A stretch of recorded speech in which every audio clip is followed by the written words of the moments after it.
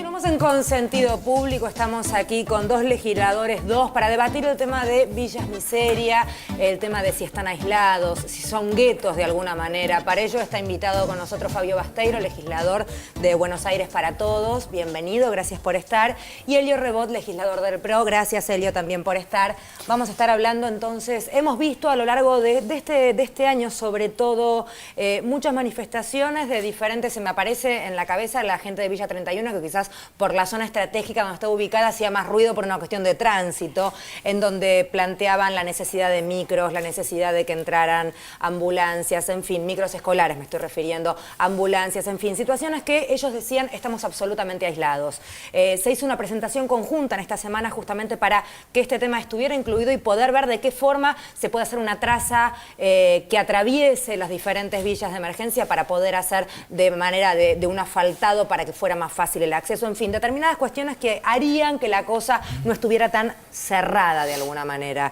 ¿Qué opinión tenés formada, Fabio? ¿Vos sentís esto, compartís este criterio de que son de alguna manera, están aislados, de que de alguna manera son guetos, digamos, por lo aislados que quedan? Yo considero de que hay por parte de las políticas públicas un direccionamiento que lleva a que los habitantes de las villas, los barrios carenciados, los asentamientos, aquellos que vienen conventillos, casas ocupadas, o hoteles, es una sumatoria de factores que en la ciudad de Buenos Aires llegan a 300.000 personas.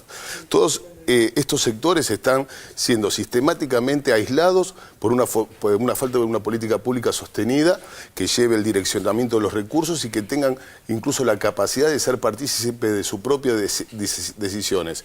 En este aspecto es algo muy sintomático. Desde que asumió el señor Mauricio Macri la jefatura de gobierno al momento que estamos hablando, hay más de 1.000 millones de pesos que fueron subejecutados en las áreas de políticas de vivienda. Esto implica que hay una decisión tomada sistemática de subejecutar las áreas que tienen que ver con el tema de la vivienda. 500.000 personas en la ciudad de Buenos Aires sufren problemas de vivienda, que no son solo aquellos que están focalizados en las villas, también en los sectores medios de trabajadores que no tienen cómo llegar a la primera vivienda. Y para esto, sin lugar a duda que hay un fracaso, una desarticulación de aquellos sectores como el IBC, como la SUGI, como es Corporación... El IBC es el Instituto Municipal el Instituto de la Vivienda de la Ciudad. Estos organismos, son 5 organismos que tienen los presupuestos o las partidas totalmente diseminada, lo que implica que hay una falta de orientación, concentración, centralización de los recursos y una planificación sostenida en el tiempo.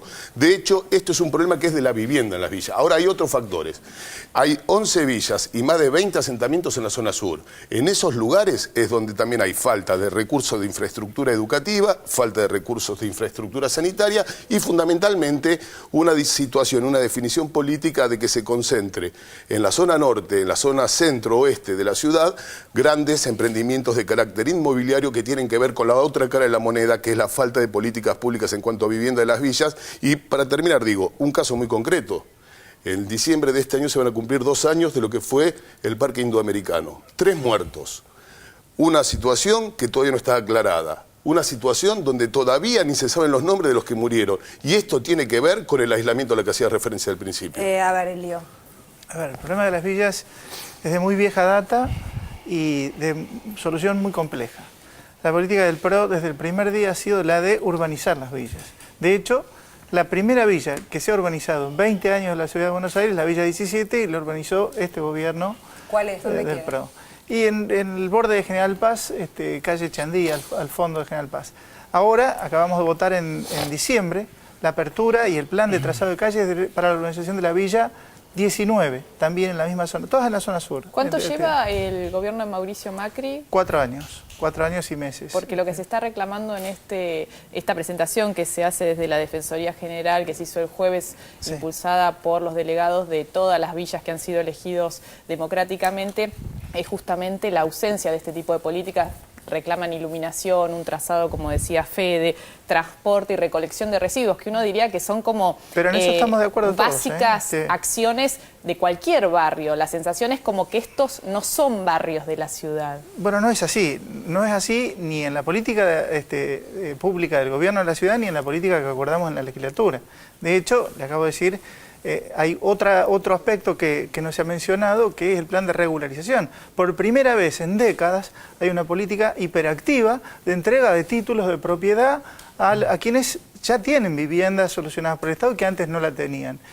Nosotros hemos multiplicado por 10 las escrituraciones respecto de cualquier gobierno anterior. El promedio de 200, nosotros estamos en más de 2.000 escrituras por año, haciendo propietarios a los vecinos que hace años están pagando con esfuerzo sus viviendas. ¿Votó el presupuesto que mandó el jefe de gobierno en la legislatura? Sí, por supuesto. No, pregunto, el presupuesto viene con una baja del 23% de los recursos para el Instituto de la Vivienda de la Ciudad. ¿Esto por qué es así? Bueno, hay un cambio de dirección que no tiene que ver con cambiar la política, sino la forma de ejecutarla.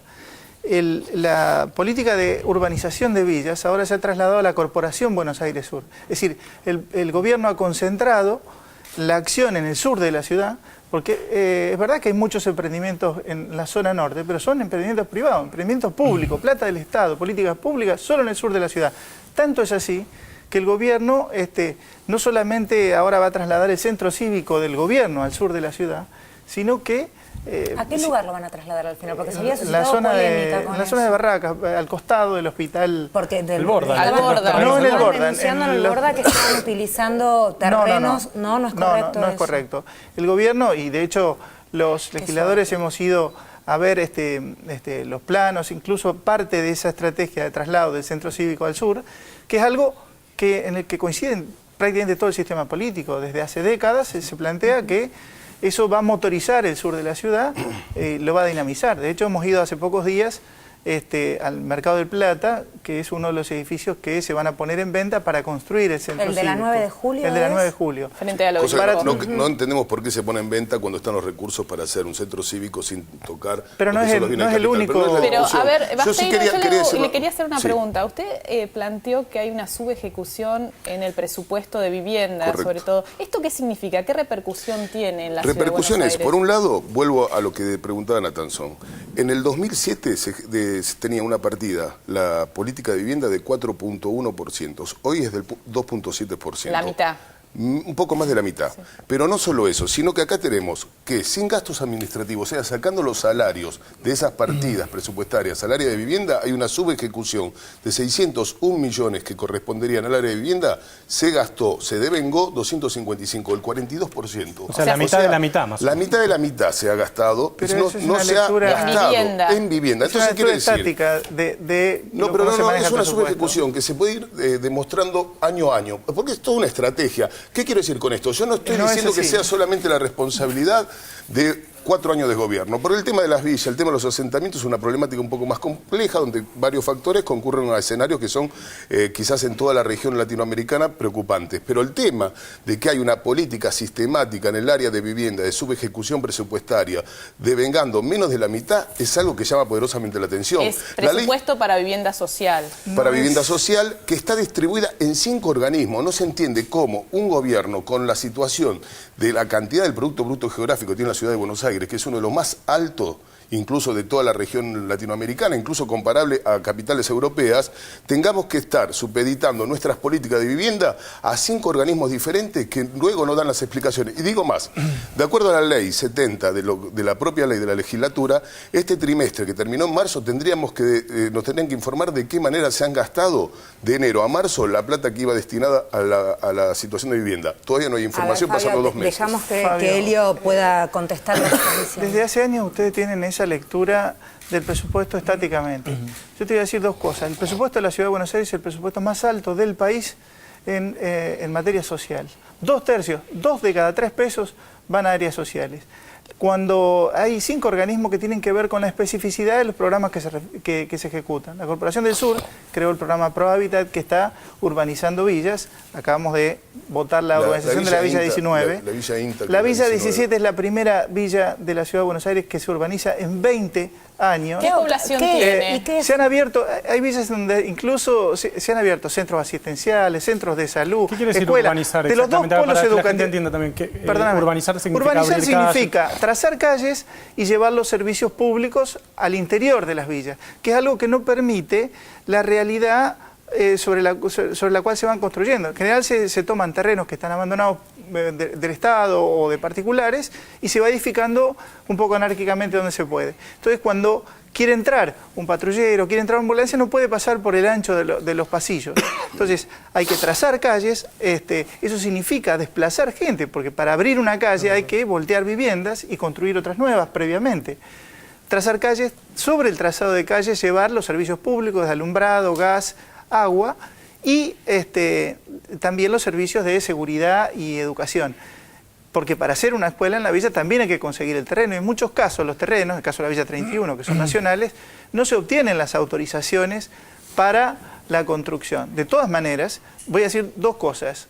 No solo tenemos una política hiperactiva en materia de trabajo en las villas y en materia social, sino que además esto ha sido convalidado. El PRO ha ganado todas las elecciones en las villas en las últimas elecciones. O sea, no hay una explicación que tenga que ver con la gente. No es tonta, Fabio. Esto es una cuestión... Yo no estoy diciendo que sea tonta, ni estoy diciendo de que con este mismo criterio ustedes tendrían que reflexionar profundamente cuando critican y quieren tirar del tren al gobierno kirchnerista. También ha ganado con más del 50%. Y ustedes son los mismos que apuntan. Y no soy pero oficialista. No te impide yo. ver lo que está viendo un gobierno. Lo que no se puede decir es que la política destinada al área de vivienda en la ciudad de Buenos Aires es uno de los factores quizás más débiles de este gobierno macrista. La política de vivienda es un problema en el tema nacional. De las villas hay... Por parte del macrismo una política clientelar, y todos lo sabemos, que pone en juego, es clientelar, se subestima mucho. Por primera vez en la historia. ¿Por qué es clientelar? Porque utilizan las necesidades básicas insatisfechas de las cuales son efecto de la propia política del gobierno para utilizar en direccionamiento a políticas direccionadas, focalizadas, que poco tienen que ver con lo que se llama promoción social, con lo que tiene que ver la igualdad de oportunidades, con lo que tiene que ver por primera vez en la historia, el tema de la Villa 31 necesita respuesta de erradicación, con planes de urbanización que tengan que ver con la universidad pública. Estos son proyectos que tienen más de 20 años de trabajo por organizaciones sociales, por el ASIG, por los propios delegados de la villa, donde que me desmientan si no interviene el gobierno macrista para fracturar, para dividir, para tratar de generar dentro de los propios, entre los propios habitantes situaciones que no ayudan, a la erradicación. Y yo respeto profundamente a Helio Rebord. ¿Sabes qué pasa? No estoy cuestionando lo que él dice. No es personal, pero digo, si hay algo que se tiene que reconocer, mira, aquel que reconoce una propia debilidad puede tener capacidad de potenciar su fortaleza. Si algo tenemos de capacidad de autocrítica y en el caso puntual del tema vivienda, el tema villas, asentamiento, ley 341. La ley 341, lo digo, es aquella que permite a las cooperativas de vivienda de ayuda mutua generar los propios instrumentos para la autoconstrucción de vivienda. Esto tiene partidas que luego no se ejecutan porque la ley hay 341, una decisión ideológica y voluntad política del gobierno de Mauricio Macri de que la gente no se escuchás, Fabio, es un monólogo y además parece que no te interesa escuchar. Yo también te respeto, pero te voy a decir dos cosas. Nosotros tenemos, de los dos polos educativos que sean, por primera vez en 2 años consecutivos crece la matrícula escolar pública en la ciudad y la mayoría ha crecido en el sur de la ciudad. Pero eso no tiene que ver con la asignación universal. Tiene que ver. Uno de los polos educativos se hizo en la Villa 20. Pero el polo educativo era un proyecto anterior al gobierno macrista. Era anterior, ¿no? Esto parece del edificio que tiene 15 pisos, viene el que le hace el piso 16 y dice, este edificio es mío. Te pido que me escuches. Pero no es que... Te pido que me escuches. Nadie se atreve. Disculpame. Cuando hay buenas políticas hay que darles continuidad y profundizarlas. Eso es lo que hicimos. En materia social, ¿sí? Ningún gobierno en la historia ha tenido la transparencia que tenemos nosotros en el manejo de los programas sociales. El Plan Ciudadanía Porteña, salvo hasta la entrada de la asignación por hijo, era el plan más respetado del país. Y no lo inventamos nosotros. Estamos hablando de mayor transparencia y está procesado por escuchas ilegales. Pero estamos hablando... Pero no, digo, de políticas sociales. El jefe de gobierno habla de transparencia. El gobierno con mayor nivel de transparencia está procesado. Se llama juicio oral y público por montar con recursos de Estado un aparato de escucha ilegal. Tiene que ver con lo que estamos hablando. Sinceramente tengo para la transparencia es una integralidad. No se es transparente en una parte y en otra parte no se es transparente. Un gobierno es transparente porque puede públicamente mostrar lo que hace. Bolsas de comida, nosotros no repartimos absolutamente nada. La gente se inscribe y si le corresponde. Yo me quedé con un dato, le quiero para reafirmarlo. Usted decía que 2 de cada 3 pesos en gasto social. ¿Cómo, absolutamente. ¿Se lo puede repetir? En salud, educación y vivienda son 2/3 del presupuesto de la ciudad. Eso también vamos a explicar, digamos, que la comparación,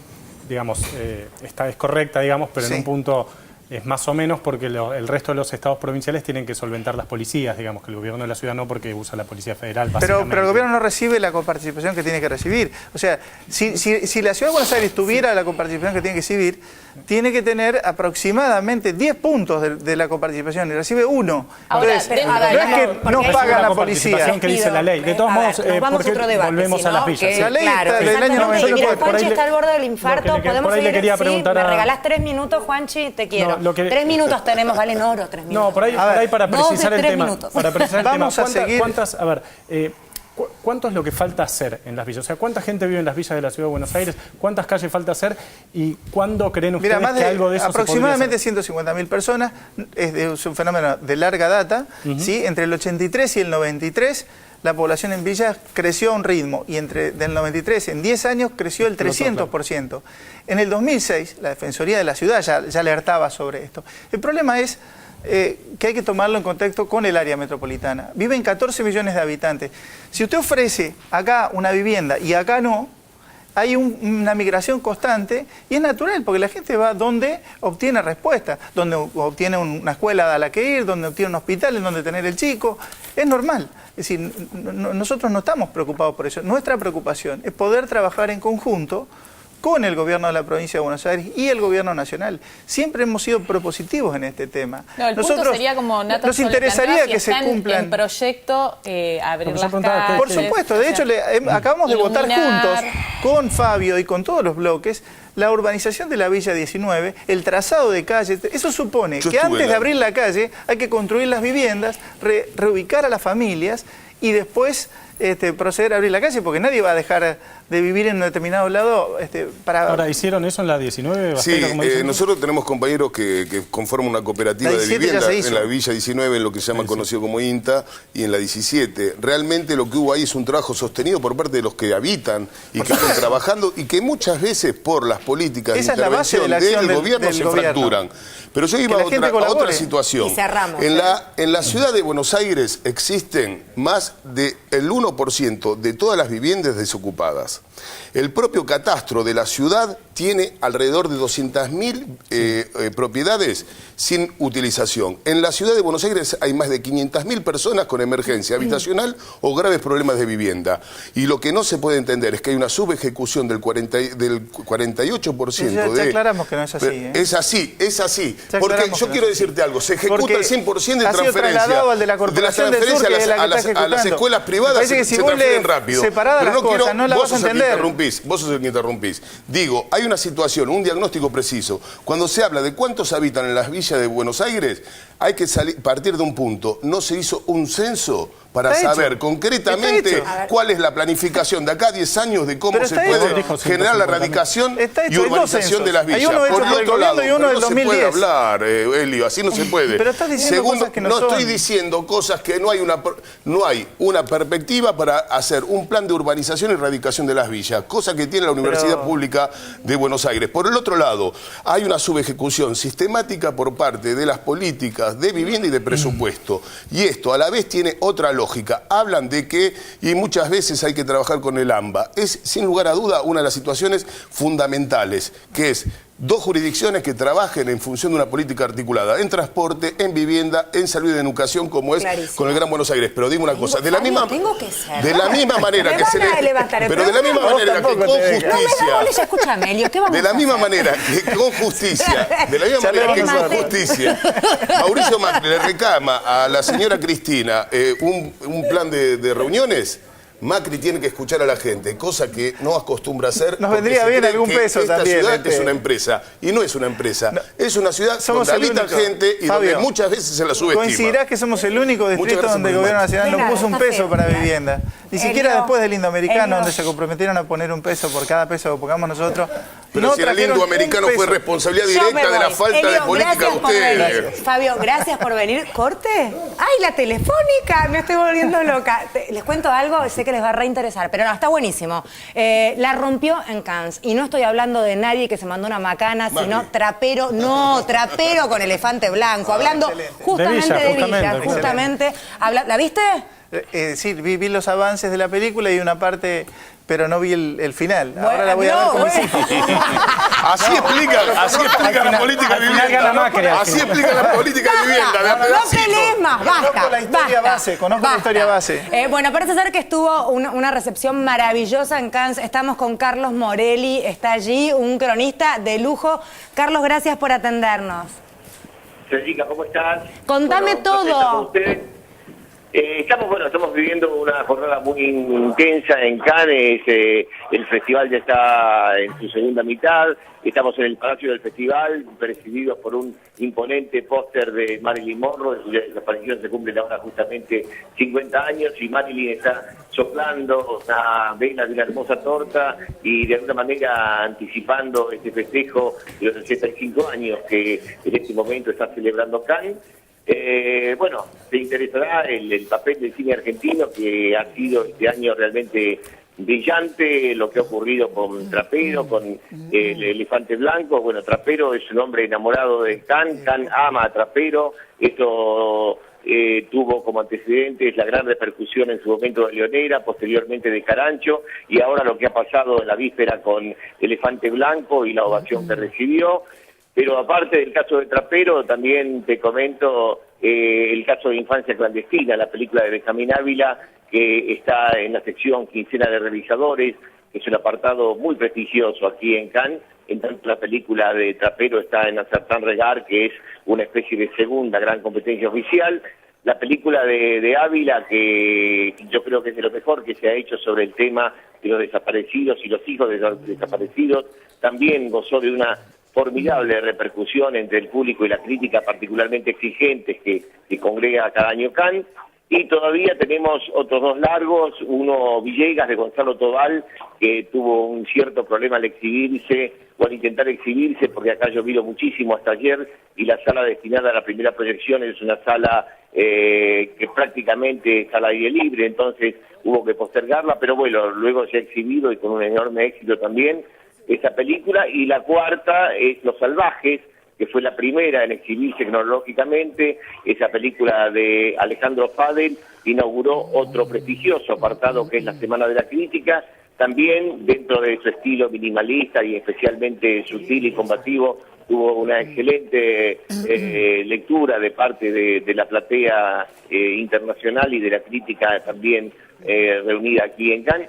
Así que me parece que todo esto, más un par de cortometrajes, más la gran concurrencia al stand del Inca, la presencia en estos 3 días últimos de Liliana Masure, su presidenta, mucha gente del cine argentino, muchos periodistas, muchos distribuidores, en fin. El cine argentino ha plantado otra vez su bandera en Cannes y flamea con particular orgullo y muy buenos resultados en todo sentido. Hola Carlos, Osvaldo Quiroga te saluda. ¿Cómo estás, querido? Osvaldo, ¿cómo estás? Qué placer escucharte. Qué gusto saludarte para mí. Pensaba en lo difícil, quizá vos corregime, que debe ser para el público del festival la temática de la película de Trapero, que es muy local, muy fuerte, muy latinoamericana por momentos, que muestra el barrio Emergencia en toda su crueldad y en toda su extensión. ¿Cómo lo recibió el público que no es crítico? Pero primero, vos, Osvaldo, conocés bien Cannes también. Aquí el público está acostumbrado a un cine renovador, desafiante, con algunas claves de repente inasibles. Entonces, la lectura, por otra parte, de Elefante Blanco, más allá de las puntualidades geográficas, las referencias anecdóticas, hay una lectura humana, digamos, un mensaje que está casi por encima de la trama. Y yo creo que lo que quedó en definitiva para la sensibilidad y la avidez del público de Cannes fue eso, ¿no? Esa lectura de los buenos ejemplos, del sacrificio, de la dignidad, de la capacidad de redención de los personajes. Y me parece que eso fue lo que desató en las funciones de ayer esa ovación y esa adhesión absoluta a la propuesta de la película, que por otra parte, como decía al comienzo, ratifica la enorme vigencia y la enorme expectativa que despierta cada presencia del cine de Trapero en Cannes, porque los antecedentes de Leonera y de Carancho ya habían sido contundentes y habían creado una especie de gran background para esta presentación de ayer. Y también Ricardo Darín, la presencia de Ricardo Darín, que hoy por hoy es uno de los grandes actores sin duda del cine argentino y que no fue a Cannes, tampoco fue Martina Guzmán, ¿no es cierto? No, exactamente. Bueno, la presencia de la película fue la de Pablo Trapero, digamos que el gran representante de la película fue Trapero y alrededor de él se desarrolló toda la expectativa, así como en el caso de la película de Benjamín Ávila, Infancia Clandestina, además de estar su director, también estuvo dándole fuerza desde el punto de vista de su presencia y de su convocatoria y de su ya muy espacial Natalia Oreiro, ¿no? Carlos. Señora. Hay alguien que creo que vos conocés que quiere decirte algo. No sé, Nachito, si no le podés avisar a tu papá que ya está. Saludos, padre, saludos, gracias. Hola, ¿qué tal? ¿Cómo estás? Nuestro director es el hijo del señor Carlos Morelli, por eso hacemos esta doméstica. Es la herencia que les he dejado, ¿eh? ¿Cómo? Es la herencia que les he dejado, digamos. Lo tenemos acá, nos enseñó a decir Can. Queda, ¿eh? Nos enseñó a decir Can, nos enseñó de todo. Así que, Carlitos, un placer enorme que nos hayas atendido y tu reporte es un lujo. Gracias. Con ustedes y espero que el cine argentino en los próximos días coseche alguna o algunas de las victorias a las que se ha hecho acreedor por este papel estupendo que está desarrollando en estas jornadas de lo que sigue siendo por mucho el festival más importante del mundo. Gracias. Un beso, Federica, un abrazo, Osvaldo, y nos vemos prontito. Chao, Carlos. Gracias. Bueno, Carlos Morelli, entonces, cronista de lujo allí desde el Festival de Cannes que se está desarrollando por estos días. Vamos con música, nos vamos al corte con música. ¿Con qué nos vamos, cariño? Bueno, nos seguimos con el cine, porque en realidad Calle 13 lo que hizo fue elegir a Campanella para que sea el director de su último clip, de un corte del disco que se llama Entre los que quieran, La Vuelta al Mundo, se estrenó. ¿Sabes qué dijo Campanella? ¿Qué dijo? Tilín, tilín. Dijo... Estuve muy para bien. Y está bien, chicos. Está bien.